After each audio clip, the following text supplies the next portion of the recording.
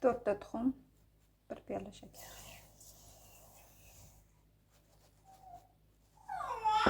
Mikser qilamiz.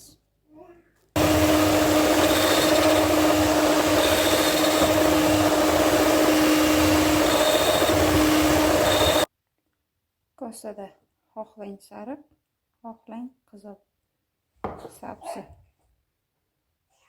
qirg'ichdan o'tkazilgan и piyolada pista yog'. Shuncha yetadi. Ikkalasini qo'shamiz.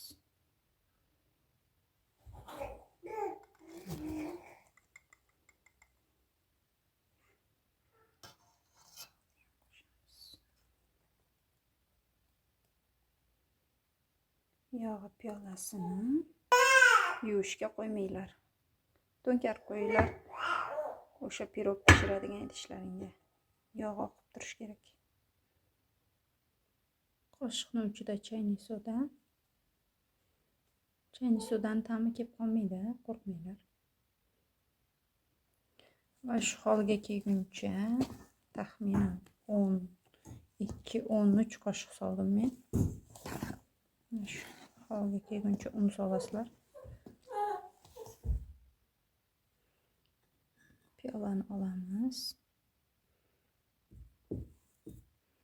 Moylarni faqat tagiga sursalaring bo'ladi. Chetiga kerak emas. Ishlab suramiz. Negativchilar olg'a dishi kir ekan, toza emas ekan demanglar. Bu SSSRskiy skorovodka. Eng ishonchli.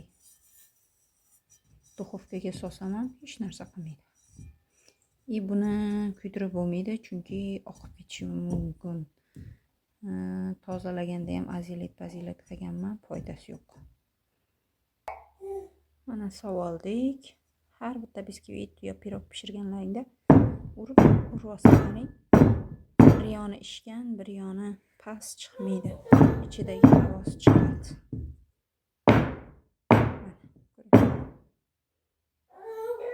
Endi 180 gradusga taxminan 35-40 daqiqaga qo'yamiz. Mana pishib chiqdi. Zubachiskada pishgan-pishmagan tekshirib olasizlar albatta. Hozir buni kesamiz.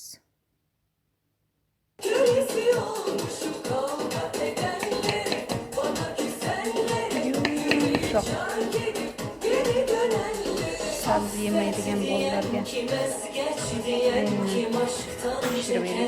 beradi.